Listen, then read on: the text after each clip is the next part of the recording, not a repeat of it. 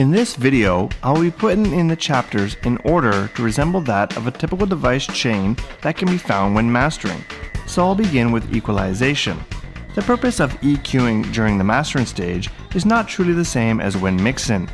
During your mixdown process, you might have used EQ so that the track sits just right in the mix without masking another track that shares the same frequency range. Or perhaps you used EQ in a creative way for sound design. When mastering, however, EQ is generally used to balance the entire frequency curve. A balanced frequency curve will be easier on the listener and reduce any ear fatigue.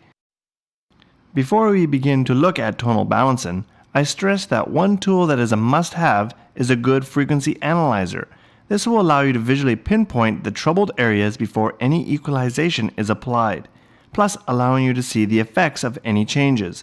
There are a number of freeware analyzers available, as well as a number of low-cost ones that can give you a bit more detailed information. Few that I will often use is Vauxhall's Span and bluecat Audio's Frequency Analyst Pro. Put your frequency analyzer at the very end of your device chain. Keep your eye on it when making any changes to your EQ. Another tip would be to use an EQ plugin that offers a spectrum analyzer right in the EQ, such as shown here with Isotopes Ozone.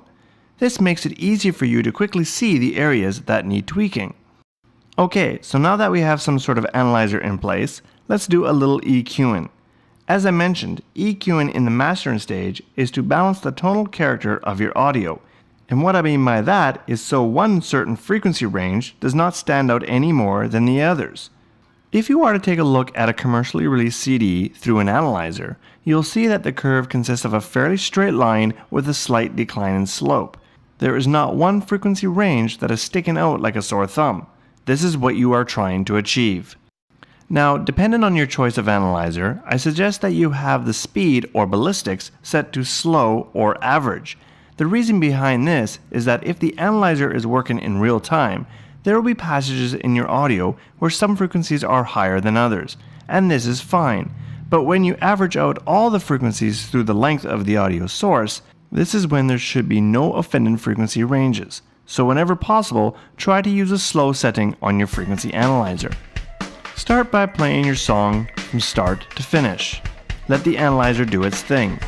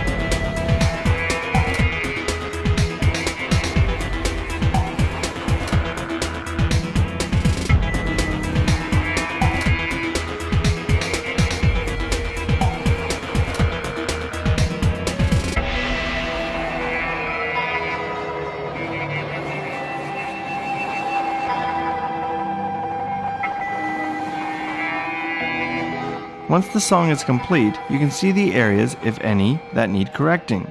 Using your favorite EQ, apply any frequency gains or reductions as needed. A tip before we go any further. If you find that your audio has a large number of required alterations, or if you're applying a large amount of gain or reductions to a particular range, then you might want to go back and fix these areas in your mix. There are a large number of EQ plugins out there, and many that are included with your audio application. Which one is right for you is dependent on how much you want to spend, or even more important, how you want the EQ to sound. There are some EQs that are modeled from classic analog devices, while others will have a cleaner digital sound. This is a personal preference. One thing to point out, however, is the band type. Typically, you'll want to use a parametric EQ, which allows you to alter any offending frequencies, plus control the frequencies around it. Some EQs will only offer 4 bands, some 6 or more. How many bands you need are really dependent on the audio source, but 6 is usually a good number.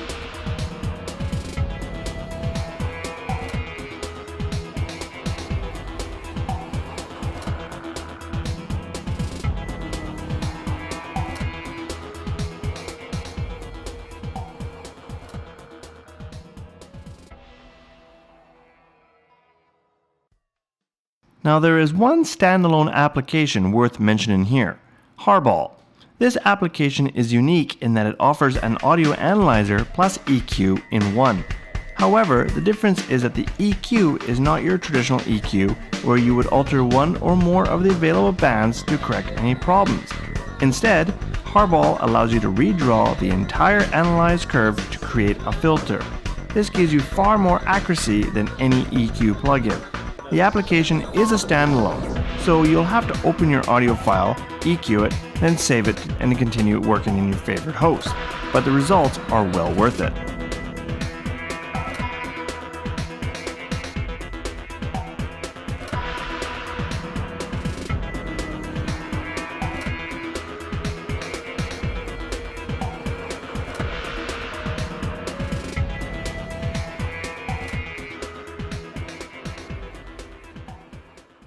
Once you have your frequency curve well balanced, the last thing you'll want to do with your EQ is to apply a low and high shelving filter. The low shelving filter will remove any of the extreme lows that cause your mix to sound muddy. This is also important when it comes time to maximizing the loudness. These very low frequencies will take up a lot of power, which will affect the amount of perceived loudness you can achieve. Also apply a high shelving filter to the higher end frequencies to remove any of the harshness that you may find in your audio.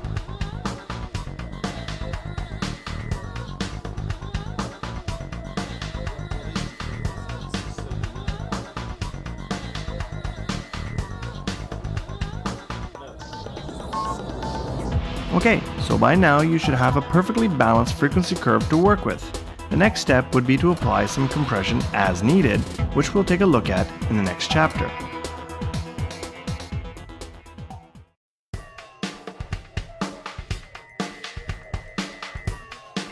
In this chapter, we'll take a look at working with compression to help tighten up the overall volume of your track. In a nutshell, a compressor controls the dynamics of your audio by automatically adjusting the levels. With a traditional compressor, once your audio gets past a certain level, called the threshold, the compressor is then instructed to turn the volume down. How much the volume is reduced is based on the ratio setting. A ratio of 1:1 would result in no gain reduction. However, a ratio of 2:1 would mean that for every 2 dB that the level goes over the threshold, only allow 1 dB out. If that is still confusing, let's give a simple example. If you have set your threshold to the level of -12 dB, and your ratio is 2:1, then you would be applying a reduction of 6 dB. There are also other controls of a compressor, such as your attack and release times, which control how fast the compressor is to react to the changes in the level. In the last couple of years, there has been a growing trend in regards to compression and how much is being used on recent commercial releases. We refer to this as the Loudness Wars. The trend is calling for every CD to be as loud or louder than the next guy's. However, the unpleasant side effect is that this loss of natural dynamics of the audio itself. This trend has started to be debated from various mastering engineers and audiophiles, and hopefully we'll see a reversal to this trend in the near future. Okay, with all that said, let's take a look at when and how you should apply compression. Now, as with anything I might demonstrate in this video, there are no hard, fast rules, just simple guidelines. In the end, it'll be your ears that judge the final result.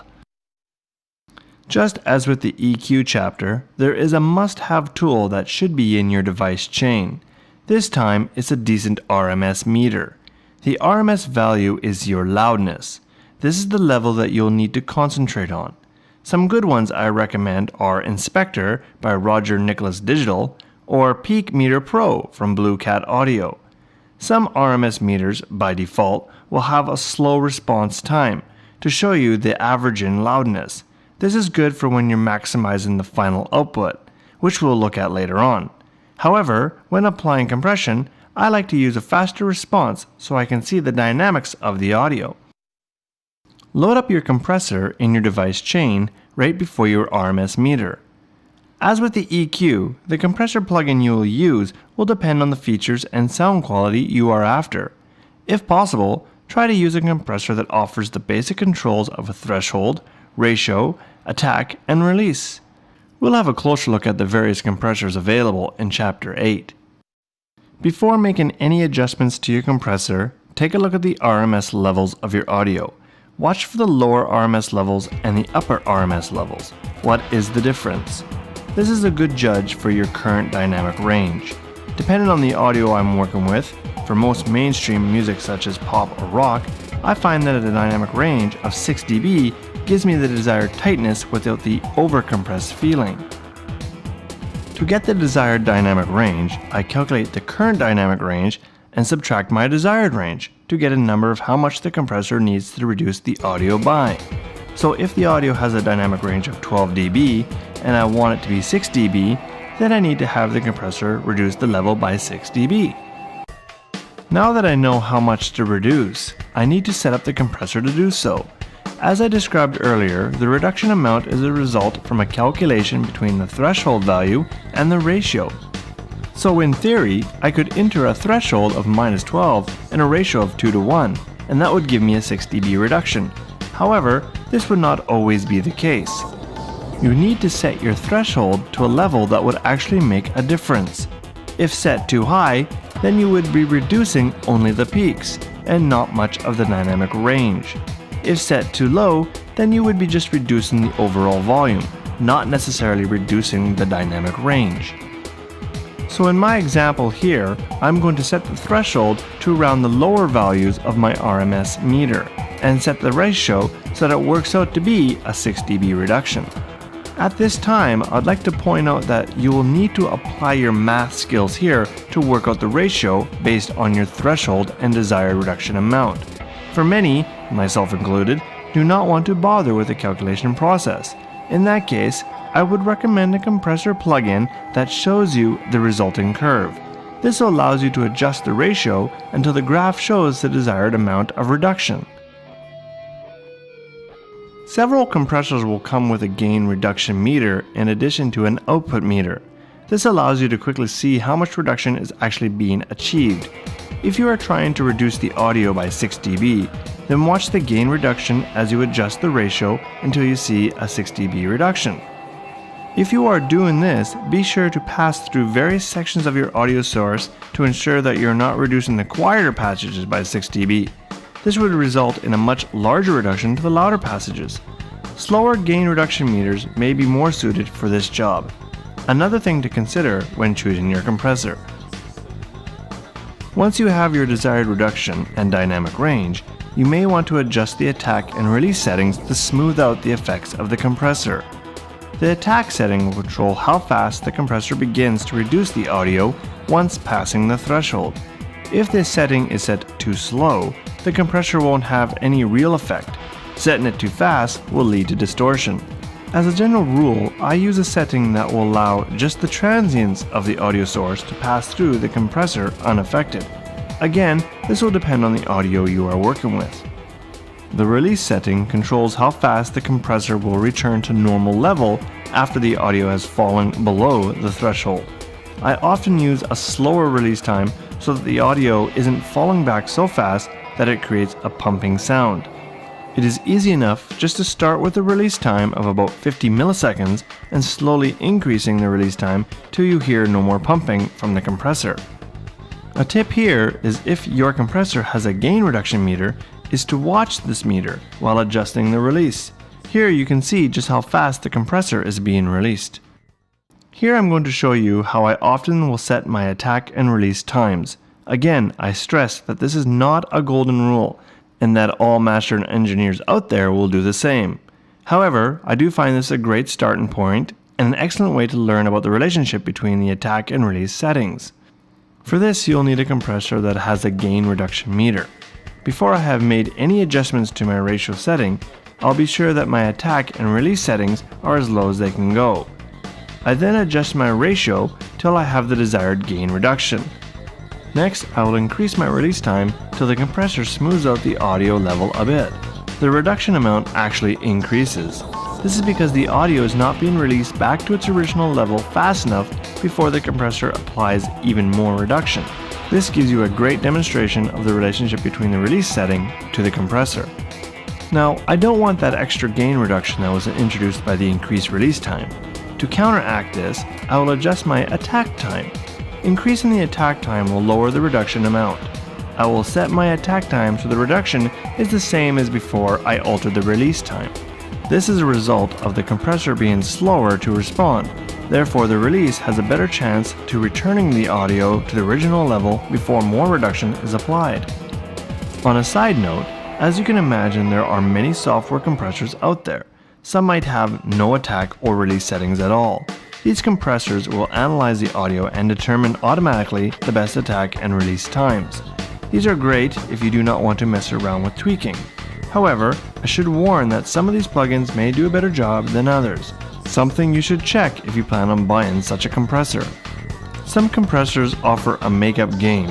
As you are essentially reducing the loudness, the makeup gain will allow you to compensate for this reduction. Good for if you're applying a large amount of reduction. Otherwise, you will most likely not need to make any adjustments to a makeup gain. A lot of plugin compressors offer multi-band compression, which has a great advantage when it comes to gaining more control over your compression.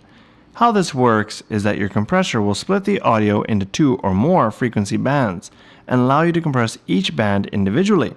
This is an excellent benefit, as often you'll find that the audio source may have the desired dynamics in one frequency while needing some reduction in another, which can help avoid any unnecessary compression. When working with multi-band compressors, I approach each band in the same fashion as I did earlier with a single band compressor. I should point out though that there is a risk of altering the overall frequency curve that you have created with your EQ. This is due to the fact that you might end up reducing one frequency band by a large amount. But the advantage here is that there is much less of a chance that you'll hear the compressor working, which is often described as a pumping sound. Often I'll find my frequency curve to be spot on and will use only a one-band compressor over the entire range.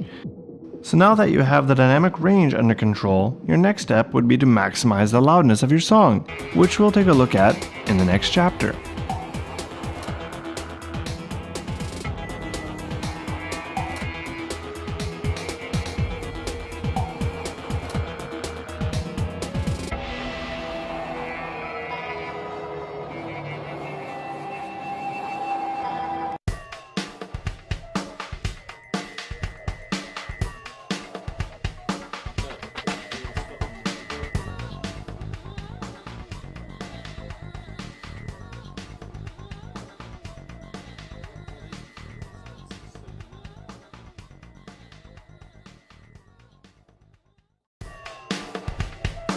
By now you should have the frequency curve balanced perfectly, and you have your dynamic range under control. It is time to maximize the loudness of your song. This is typically the final stage of your mastering chain. There are several plugins on the market that can take care of this task quite effectively, some of course better than others. However, no matter which product you choose, they all have the same method as to how they work. They are brick wall limiters with a gain control that allow you to increase the overall volume without going over a predetermined threshold. Again, as we touched on in the last chapter, these tools can make it easy to fall victim to the loudness war. Back in the days of analog recordings, tape and LPs had a lower tolerance to hot RMS levels. If the levels got too hot, there would be saturation and distortion. Therefore, the levels had to be kept within a certain range. However, with the digital medium, the tolerance to hotter and louder recordings has increased. As long as you keep the peaks under 0 dB in the digital world, there is no saturation or distortion to worry about. In fact, it is perfectly normal to go over 0 or to clip the odd peak here and there, and the ear would not notice. And with these tools, it is possible to increase the loudness to these hot levels while keeping the peaks under 0 dB.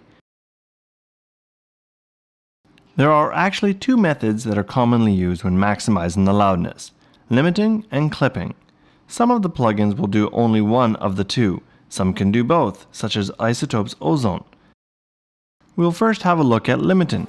Limiting works much the same as the compression we looked at in the last chapter. The main difference is the ratio in the attack settings. A limiter will typically have a fixed and very fast attack setting as well as a high ratio. The job is not to allow any peaks to go beyond the threshold setting. Here I have demonstrated what such a limiter would look like. Often these limiters will have a release setting which allows you to smooth out compression of the limiter. As a general rule here, the more limiting that is applied, the longer the release setting should be so that the audio does not have any pumping. Another tool that can be used to maximize the loudness is a clipper. A clipper works by basically clipping the peaks at a predetermined threshold as opposed to compressing them. The advantage of a clipper over a limiter is that you are not actually compressing the audio, so there's no need to worry about release times or any other artifacts introduced by compression. There are two types of clippers, soft clipping and hard clipping. Soft clippers work by gradually reducing the volume as the peaks begin to reach the threshold. This allows the clip to have a softer sound and can resemble the natural saturation that can be found with analog devices and tape recordings. Here I am demonstrating how the clipper works with GVST's G-Clip. This is an excellent freeware clipper that has both hard and adjustable soft clipping. Which method you choose will largely depend on your personal taste and the style of music you are working with, or even at the request of a client.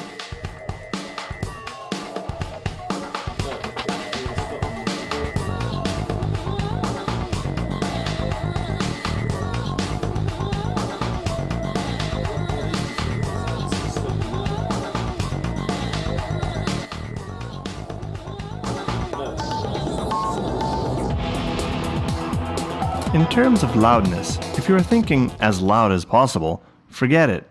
In fact, too loud will cause ear fatigue and will create the listener to actually lose interest in listening to your music. So how loud should it be?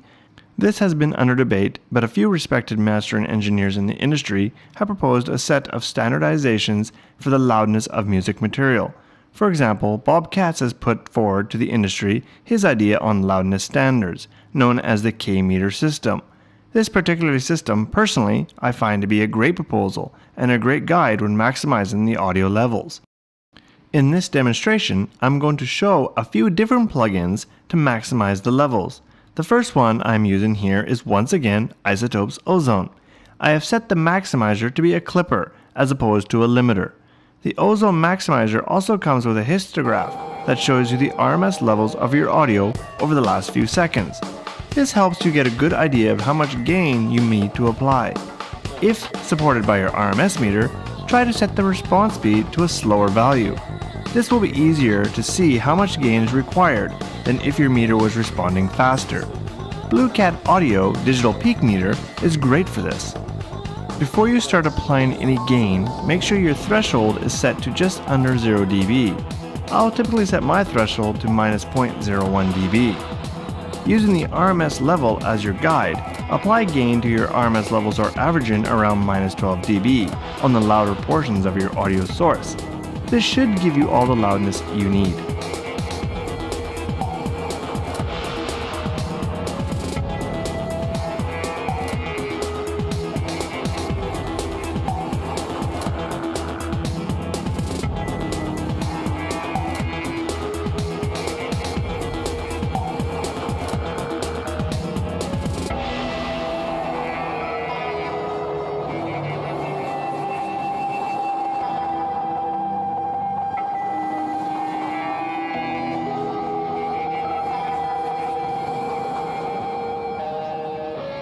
Another thing that would be a good idea to check into when choosing your Rms meter or even your limiter clipper is to see if there's support for the K-meter system. As the system is being widely accepted, there are a few plugins now that will allow you to adjust the output meter to follow these standards. For example, with vauxhall span, you can select the meter type to match one of the K-metering standards. When the song is played through, this meter will show you a plus or minus value. If it is minus, then you have more room to increase your loudness. If it is positive, then it's too loud. In other words, try to get it to 0 dB to meet the K-meter standards. Again, depending on the loudness maximizer you are working with, you may have some additional features that are available to you. For example, some might have dithering built in. If you are working with 24 or 32-bit files and you are mastering for CD, then you'll need to dither down to 16-bit. There may be other options, such as Ozone that has a DC filter to ensure that there are no DC offset errors in the final output. So by this point, we have taken a look at the 3 most common steps when mastering. However, there are other tools that are often used to add shine or body. In the next few chapters, I will be sharing some tips that will help you perfect your mastering.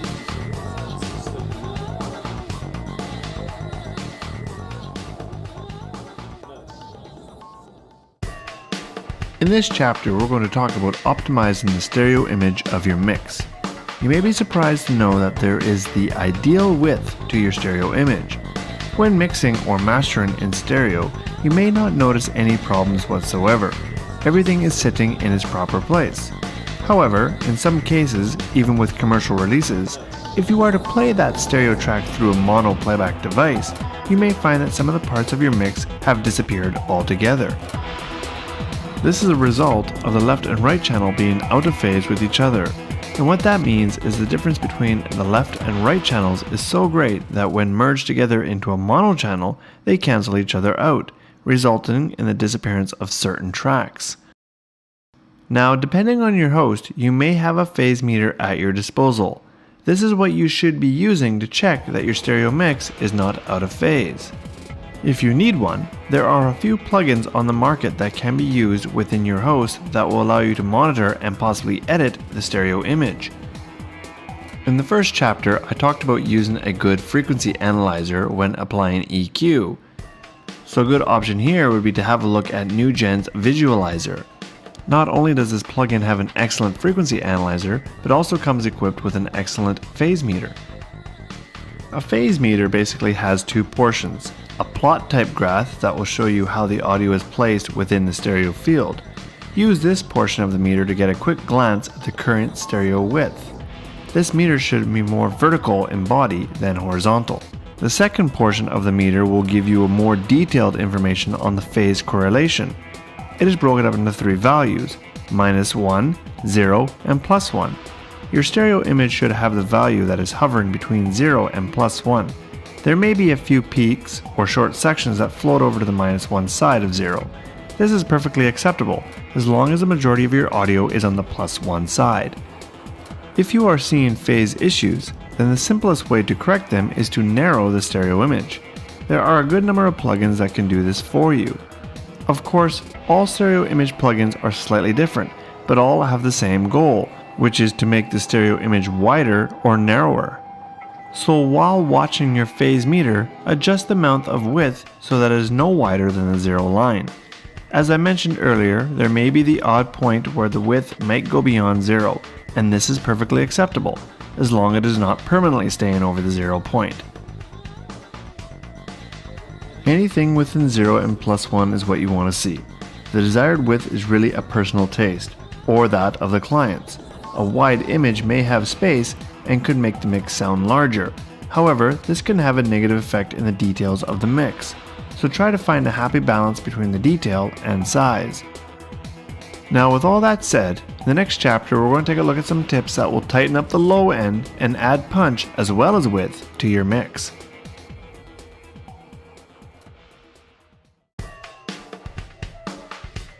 One thing that is very common and people really want to hear when they are mastering their music, other than loudness, is a tight, punchy low end.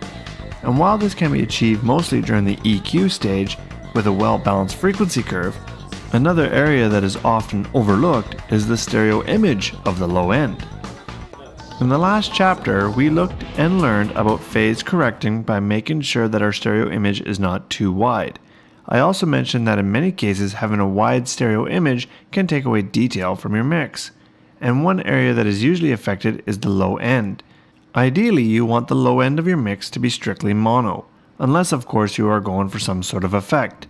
Typically, everything under 300 Hz should be in the dead center of the stereo field.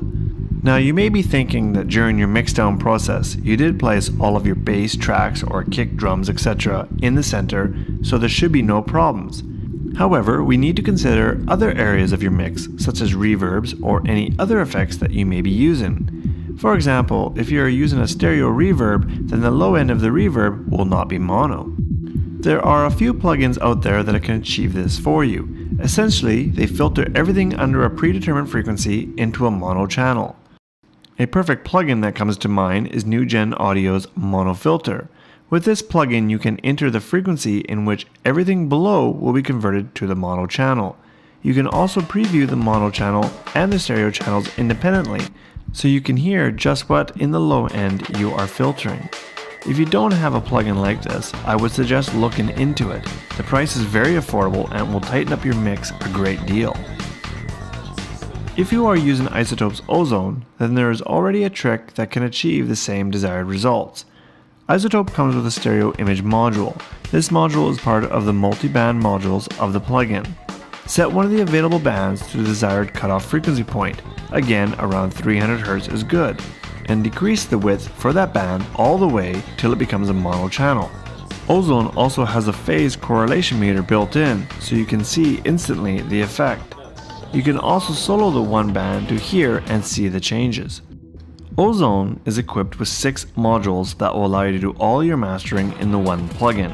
However, when adjusting the stereo width of your mix using Ozone, it's a good idea to use 2 instances of the plugin. The reason for this is that the stereo image module is tied into the other multi-band modules. So if you want to tighten the low end into your mono channel, yet wanted to apply a single band of compression to the entire frequency range, you would not be able to. Therefore, a good idea is to set and adjust your stereo image before running your audio through another instance of Ozone, or any other plugin. A nifty tip for you here. Personally, when I'm correcting or adjusting my stereo image, I'll run the audio through 2 filters. The first one would be used to widen the image, and the second one would be used to convert the low end to a mono channel. What I'm going to do here is, while watching my phase correlation meter, increase the width so that it reaches close to 0 mark but not over. As the audio next runs through a plugin to tighten the low end, I will never have to worry about losing the detail in my bass range. At the same time, adding space to the mid and higher range frequencies without losing any detail.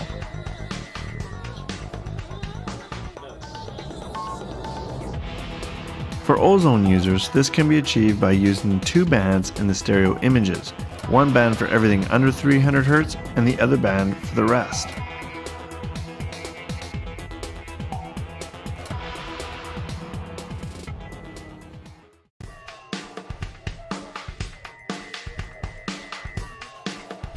In this chapter, we'll take a look at what I call an optional step in mastering, applying reverb to your audio. The reason why I call this step optional is that some may feel that adding reverb when mastering a compilation of several tracks will give the listener the same impression of space and environment from one track to the next. However, some find that adding reverb is not required or desired. The choice is up to you and the overall project. I am sure we all have had some experience when working with reverb plugins or external devices. The key role of a reverb is to add dimension to your audio by recreating a listening environment. A good example is listening to a drum mix via close mics. You would hear and feel all of the drums, but none of the room or space that the drums were being played in. Reverb during the mastering stage is often used to add that feel to your audio. Now again, every engineer will have their own taste, but personally I will use a little reverb on the audio if I feel that it is lacking that environmental element. Another use for a reverb is that if you're mastering a range of songs that are to be compiled together, a good idea is to use a specific type or preset reverb that allow you to add the same environmental element to each track. Applying reverb can be viewed as a personal preference or perhaps a request from the artist or recording company. Are there any rules or guidelines when applying it? Well, to avoid argument, I will say no. However, there are some tips that I can think of that you can benefit from. A general guideline that I personally follow is a reverb should be something that one can feel, but not hear. When applying reverb, you should aim so that you have the same sensation as being in a particular environment without hearing the details of the reverb. Therefore, it would be a good idea to know what type of room or environment setting you are trying to achieve before you start applying. As to where you place your reverb in the mastering chain is really open to individual taste, but you will typically want to place it after the EQ and of course before the final peak limiter. Whether you place it before or after your compressor will solely depend on whether or not you want the reverb applied to the compressed audio or uncompressed audio. I tend to place my reverb after the compressor. Presets seem to bring on a love-hate relationship with many artists or recording engineers. Either they love to use presets as it makes life easier, or hate to use them as they want to create a custom sound that they can call their own. Regardless if you're going to be starting with a preset that has been designed by yourself, or one that came bundled with your reverb, if you are working with the entire project of multiple songs, I would suggest that you use the same reverb preset for each song in the project. This will ensure that each song has the same environment. If you are going to be applying reverb to your audio, remember that you will be changing the perceived width of the stereo image. And remember that to maintain our tight low end, we should be keeping those lows in the dead center. Two options to control this. The first is to use a reverb that will allow you to control the frequency ranges of the reverb that is actually applied, so that you are applying a reverb to only the mid and higher frequencies. However, the problem with this is that you may not achieve the desired simulated environment without the low end portion of the reverb. So the second option might make more sense, which would be to apply reverb to the audio source before applying any phase correcting or converting the lower end frequencies to a mono channel.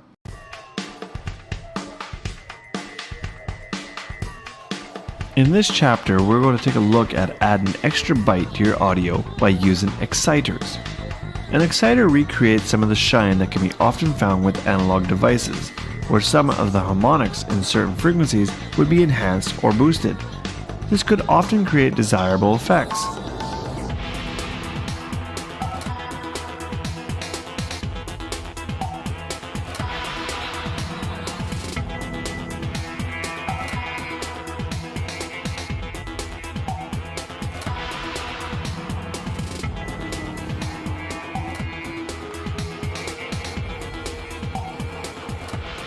For example, when trying to add more oomph to your bass end frequencies, instead of applying EQ gain, why not excite the natural harmonics of your bass frequencies to make the bass stand out even more? Yet once again, there are a few choices with exciter plugins. Users of Wavelab will have Spectralizer, a simple to use exciter that allows you to enhance the harmonics of a specified frequency. Most will operate in the same manner. Input a frequency that you would like to enhance and adjust the mix of the harmonic results. For those that are using Isotopes Ozone, you will find an exciter as one of the 6 modules. The exciter in Ozone is actually like 4 exciters, as it is part of the multi-band modules.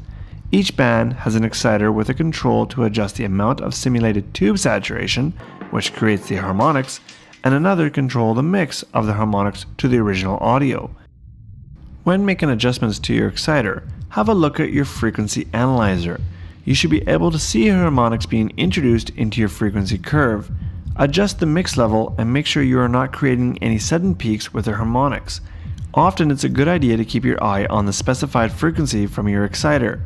Try not to have any sudden gain in that frequency area. This will alter the balance of your frequency curve.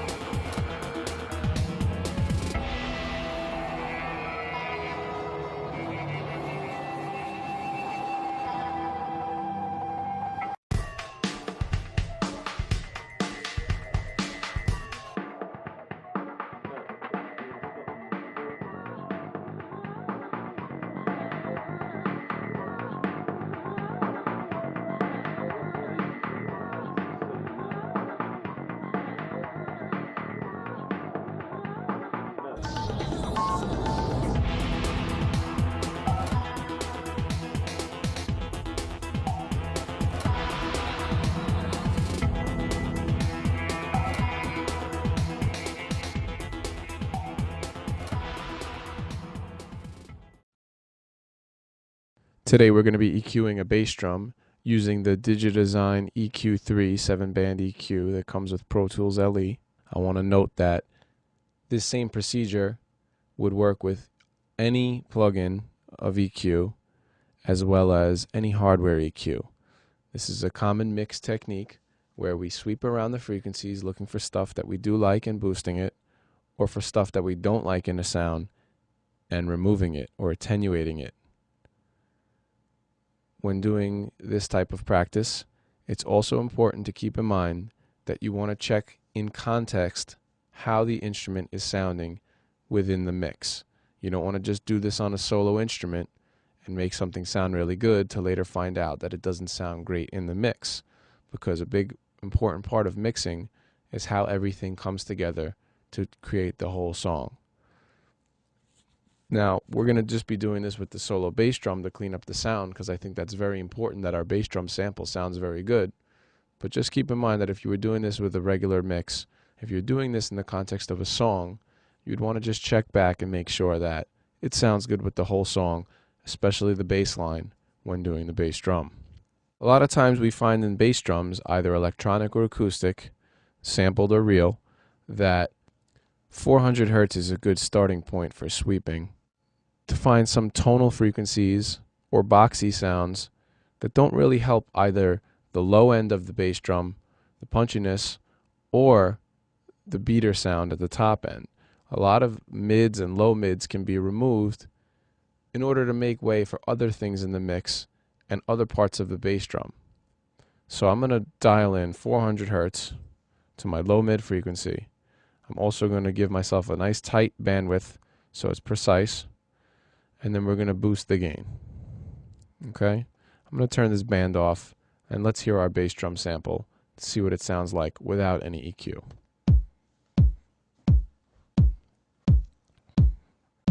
Okay, and now let's engage the low mid frequency band and hear what it sounds like boosted at 400 Hertz. Okay, we're already hearing that chirp tone there, and we know that that's not helping our bass drum sound, so we can get rid of it. Before we do that, we're going to sweep around a little bit to see what the surrounding frequencies sound like, and maybe find what we consider to be the most annoying or most piercing, or just the sound, the most improperly tuned, just the sound that we don't like. Okay, maybe I'll open up the bandwidth just a little bit. All right, let's sweep down to 300 and see what we find along the way.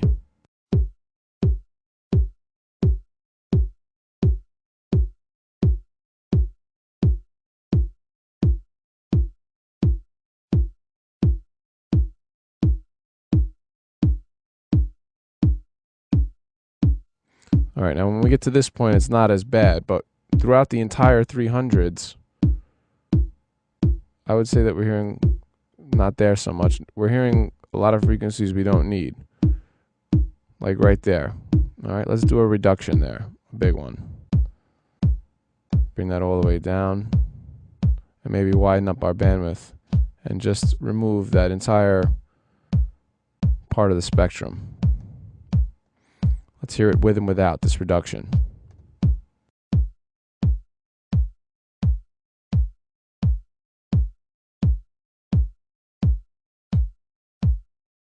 Now, while that is subtle, you will notice that there is a difference in the low-end characteristics of this bass drum, that by removing some mids, we've already given the appearance of a bassier kick drum.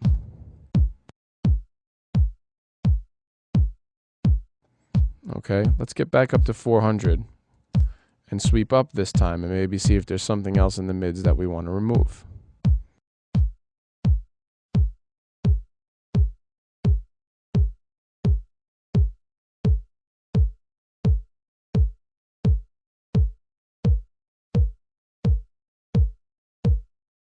That's a pretty apparent tone there.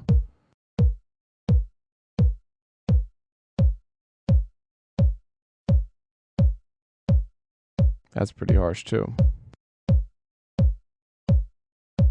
All right, I want to get rid of this 546 and all the surrounding frequencies too.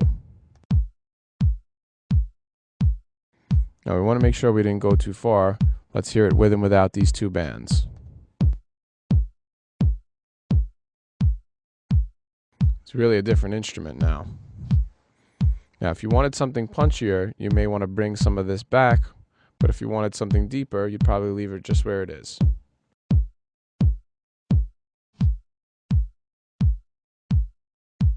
Alright, from there I'm going to go down to the low end, now that we've gotten some of the stuff we don't want out of the way. I'm going to bring in some low frequencies. When doing this, you don't want to do an 18 decibel boost like we were doing in the other bands, because that's a little extreme. It's definitely going to make it clip or distort. So we're going to start down in the 40s, and I don't know if your monitors go this low. If they don't, you'll have to use your imagination or use this when you're in a place with the real monitors. Alright, here we go. I'm going to give myself about a 5 dB boost. Of course, this is going to sound good when you add bass to a bass drum. But let's just find what we think is the nicest boost for us. And I like the sound that comes with the beater, that comes with the first sound, not the decaying frequencies that come later, because then you have the appearance of two bass drums, and that's not good.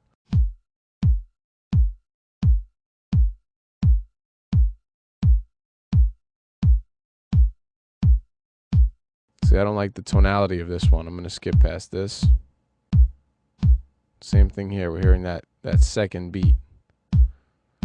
Ba-dum, ba-dum. I don't like that. And now we're distorting because this is a lot of that frequency there.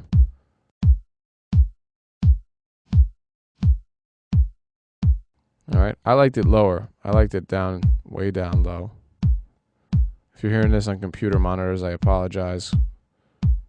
But just apply this at home when you have your real monitors in front of you.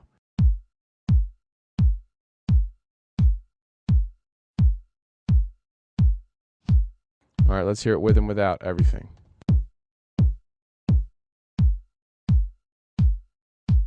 Sounding much better. Alright, the next thing we're going to do is maybe look for something on the top end, which is the sound of the beater, the sound of the beater hitting the skin of the drum. And I know this is an electronic sound. That's more of a metaphor or analogy for that. But what we want to accomplish is having some of that thwack at the beginning, the sound of the beater hitting the skin, the initial transient. This will enable us to hear this bass drum on either computer speakers, television speakers, or anything else that doesn't have a lot of low end. You still want there to be that bass drum event, because the bass drum many times is the pulse of the song. Okay, so I think that 5K or 5,000 hertz is definitely a good starting point when doing this kind of EQing. All right, let's listen to what 5,000 sounds like.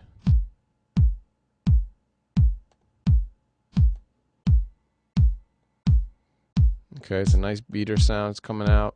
I'm going to tighten this up, get a little more precise. And same thing, we're going to scroll around and look for something that we like.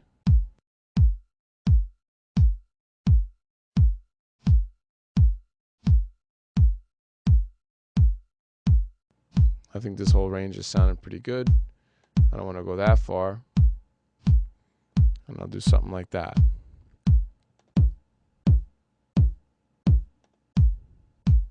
Okay, sounding great. Now, I might want to also put in a low pass filter and really just remove the very top end stuff. This is not required, but something worth giving a listen to. Alright, let's hear the difference between our two bass drums.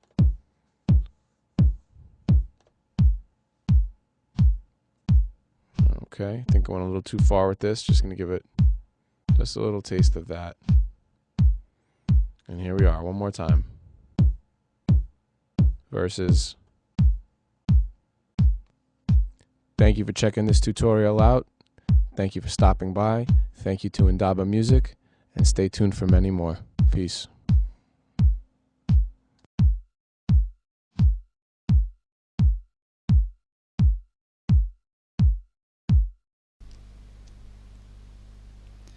In this example, we're going to replace the label on the bottle. Notice how the bottle rotates. It has a strong rotation that would be very difficult to track with a traditional point tracker, so we'll see how the Monet plane tracker solves this problem very easily. Secondly, we have a hand over the bottle. This needs to be masked off, and we'll show how the Monet tracker is able to track garbage masks onto objects very quickly which can then be refined with a full set of roto tools to give you a good roto mat.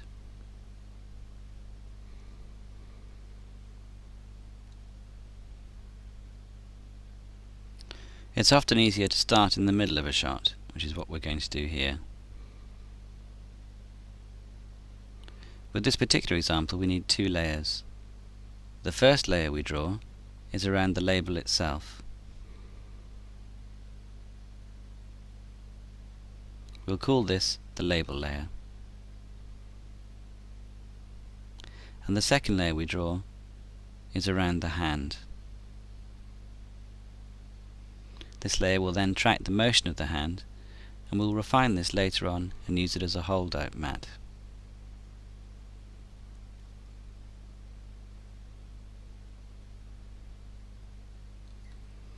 Now we'll go into the track tools and change the settings for the label layer so that the track is more accurate. We're going to use more pixels and also tell it to track larger rotations by setting the maximum angle settings to 10 degrees. Let's start by tracking backwards.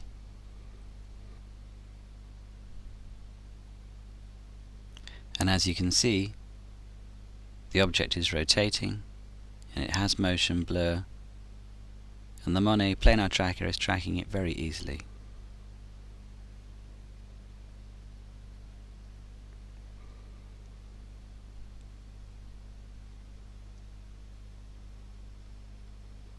Now we'll go back to the start point by using the Go to Keyframe button and continue to track forwards.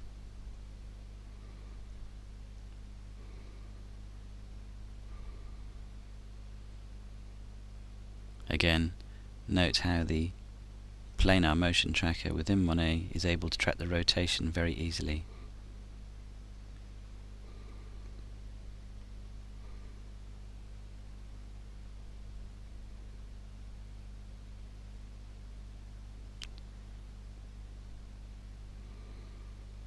So we've now tracked the two layers throughout the sequence, and we'll carry on now by using Adjust Track to adjust the position of the surface for the label layer.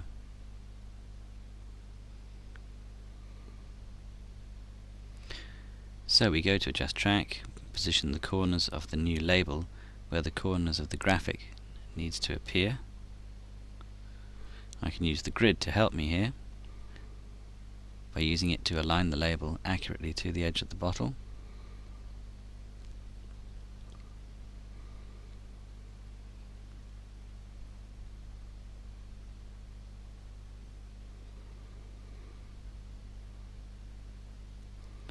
And I can then define a new reference point for each of the corners to be positioned on an area of the label that is still visible, because obviously the hand is covering up the areas that we need to use for the two reference points at the bottom in particular.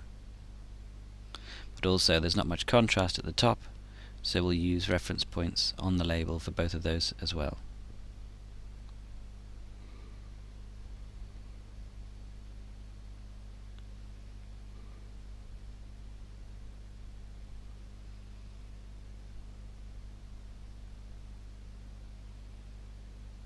And now we can use these reference points to evaluate the track.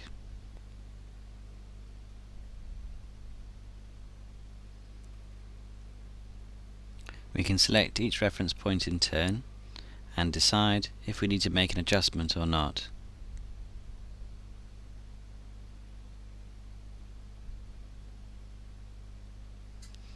In this occasion we're going to select Auto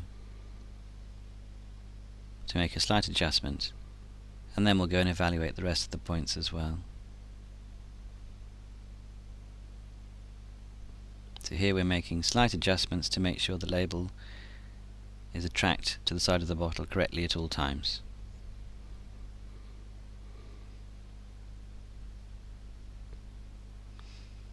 Each time we make these adjustments, keyframes are applied. And now we have an accurate track for the label on the bottle.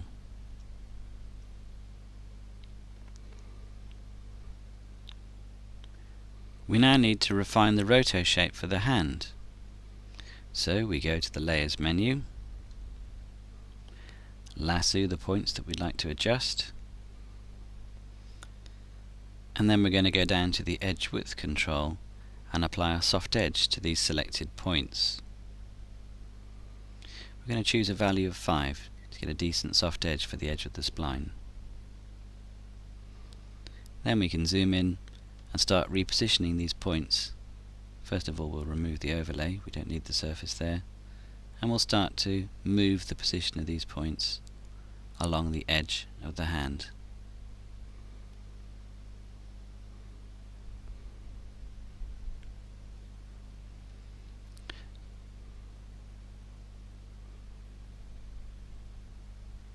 Notice that you can use the tangent handles to change the curvature of the spline at any time. Now let's move back to an earlier frame, and as you can see, we need to adjust the points further, setting a second keyframe so that we animate between the 2 points,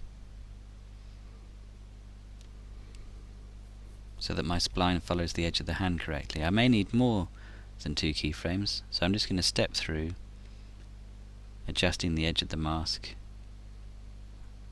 on a few keyframes to make sure it's accurately following the edge of the hand.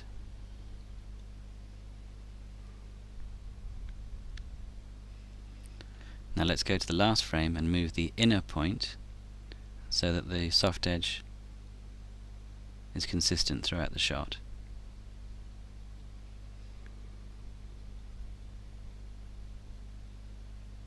And then we keep on refining the shape until we're happy that it follows the edge of the hand around accurately.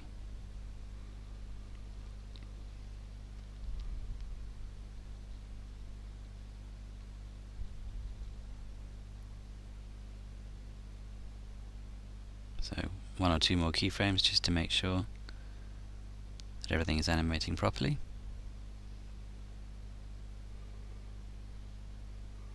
So we now have our rough roto mask for the hand, and if we want to visualize this, we can disable the color channels and show the garbage mask. So this is our roto mask for the hand.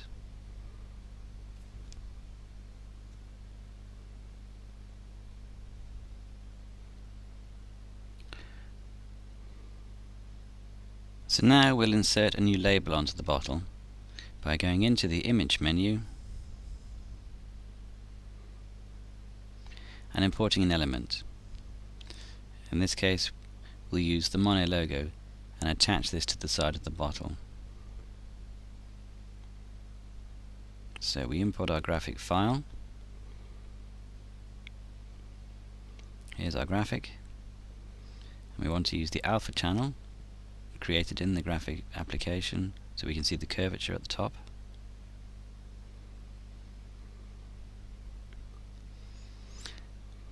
And I can now reposition the element so that it matches exactly the shape of the original label on the bottle.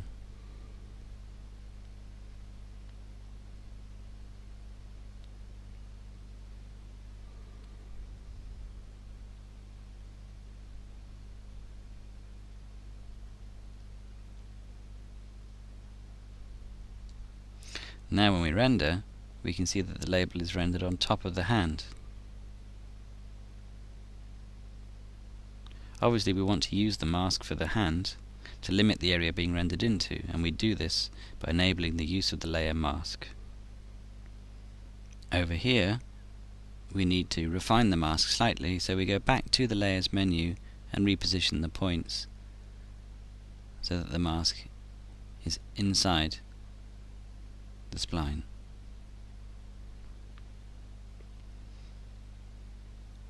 And having refined the mask and made sure the shape is correct, we can then go back into the image menu, and here we can see the soft edge quite clearly.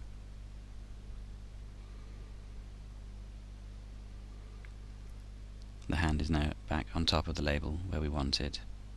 So now let's apply a motion blur to make sure that the image is matching the movement of the background and that the label looks like it's always been there. So we'll just render motion blur onto our label, and we can see the hand keying back over the top quite clearly using our garbage mask.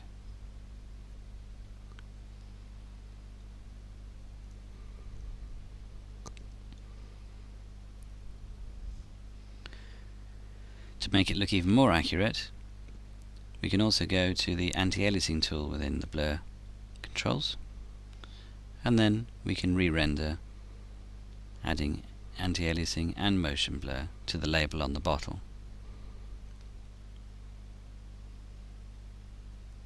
Also, be aware that the garbage mask for the hand can be exported separately and used for compositing elsewhere. And here's our result.